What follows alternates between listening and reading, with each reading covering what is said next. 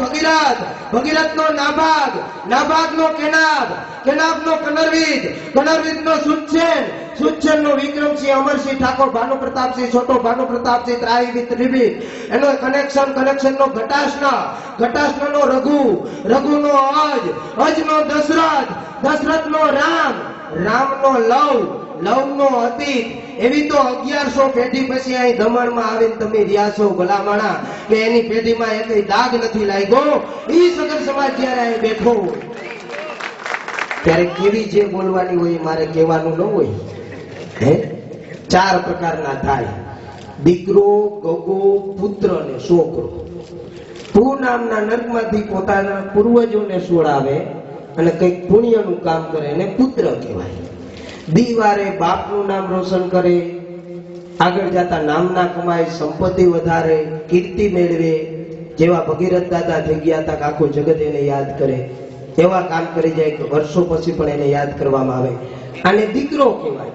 40 વર્ષનો થાય ને ગામને સોરે ઠેરીએ લખવટીએ ગામડામાં રમતો હોય આમ, અને એની માં કે હજી મારો છોકરો છે એટલે છોકરો કહેવાય.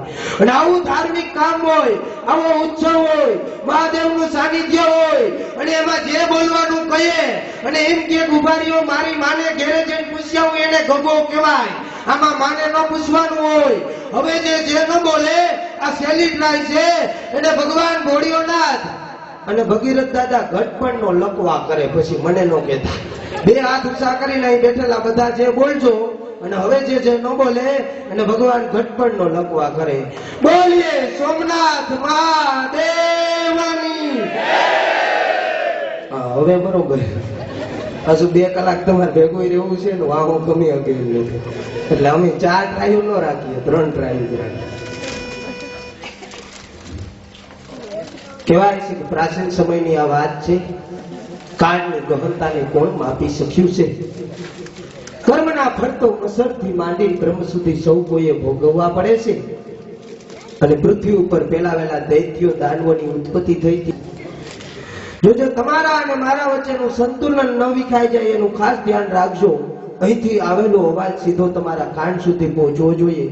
કારણ કે સગર સમાજનો ઇતિહાસ શૈલેષ સગરથી લઈ ભીખુદાન ગઢવી સુધી કોઈ પણ કલાકાર બેઠો હશે, પરંતુ કોઈ સાહિત્યકાર તમને નહીં પીરશે. કારણ કે એટલો મોટો ઇતિહાસ છે.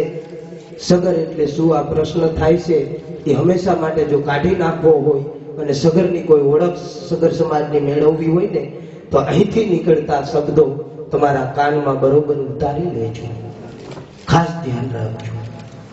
પૃથ્વી ઉપર પેલાવેલા એમ કહેવાય છે કે જ્યારે દાનવોની ઉત્પત્તિ થઈ ત્યારથી આપણા ઇતિહાસની શરૂઆત થાય છે. અને સતયુગની માલિકા દેવો બધા હતા, એ સમુદ્રમાં જઈ ન શકતા. અને આ દૈત્યો હતા એ ઋષિમુનિના યજ્ઞોનો નાશ કરી અને સમુદ્રના તળિયે જઈને સંતાઈ જાય. અને એમાં એમ કહેવાય છે કે દેવો બધા વિચારમાં પડી ગયા, મુશ્કેલીમાં મુકાણા. ભગવાન વિષ્ણુ પાસે જાય, પરમ પરમાત્મા અખિલ બ્રહ્માંડનો માલિક જગતપાલક નારાયણને જઈને વાત કરે છે કે પૃથ્વી ઉપર દાનવોની ઉત્પત્તિ, દૈત્યોની ઉત્પત્તિ થઈ ચૂકી છે. રાક્ષસ રાજ ન આવી જાય એને હણવા માટે થઈને પ્રભુ અમે તમારી શરણે આવ્યા છીએ, અમને મદદ કરો. ત્યારે જગતપાલક નારાયણ કહે છે કે પૃથ્વી ઉપર જાઓ, એનો ઉપાય તમને ત્યાં જ મળી રહેશે. અને મહાઋષિ અગસ્ત્યના આગળ જાઓ, તે તમને જરૂર ઉપાય બતાવશે. દેવો બધા મળી અને મહાઋષિ અગસ્ત્યના શરણે આવે છે અને કહે છે કે આ દાનવો સમુદ્ર ઋષિમુનિના યજ્ઞોનો નાશ કરી અને સમુદ્રના તળિયે સંતાઈ જાય, અને હળવા કઈ રીતે? ત્યારે મહાઋષિ અગસ્ત્ય સમુદ્રના કિનારે આવી ખોબો ભરી અને સમુદ્રના જળને પી જાય છે. અને દૈત્યોને બધાને દેવો મળીને હણી નાખે છે. અને જ્યારે મહાઋષિ અગસ્ત્યને કહે છે, જોજો સંતની તાકાત બહુ અદભુત હોય છે. આપણા ઇતિહાસની શરૂઆત પણ સંતના પ્રસંગથી થાય છે. મહાઋષિ અગસ્ત્યને કહે છે કે હે મહાઋષિ અગસ્ત્ય, હવે અમે દૈત્યોને હણી નાખ્યા છીએ, હવે આ સમુદ્રના જળને બહાર કાઢો. ત્યારે મહાઋષિ અગત્યસ્ય પેટ ઉપર ટાપલી મારીને એટલું કહે છે કે દેવો ઈ જળ તો હું પસાવી ગયો, હવે પાછું બહાર ન નીકળે. અને દેવોની મુશ્કેલીમાં ઓર વધારો થઈ ગયો. માટે આખા જગતની ખારાશને જે પી જાય અને એક જ ટાપલી મારીને પસાવી જાય ને એને સંત કહેવાય.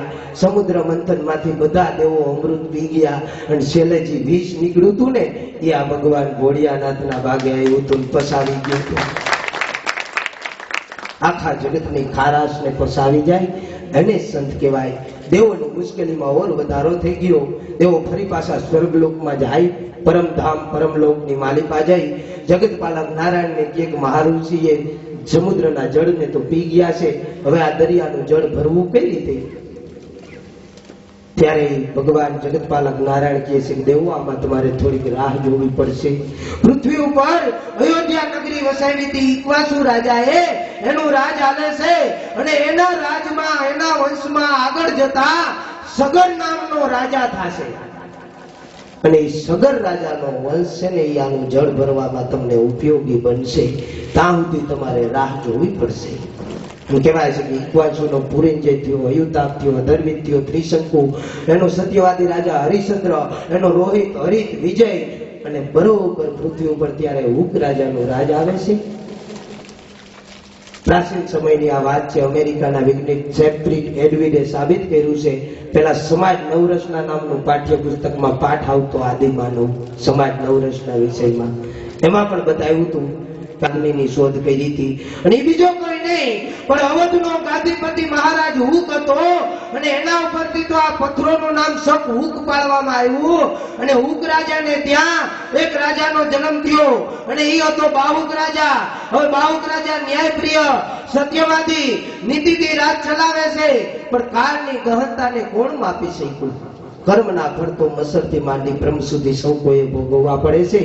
અને હિણસ્ય, મહિત્વત્વ અને ત્રિજ નામના 3 ક્ષત્રિયોએ એના ઉપર ચડાઈ કરી અને અયોધ્યાની રાજગાદી જતી લીધી.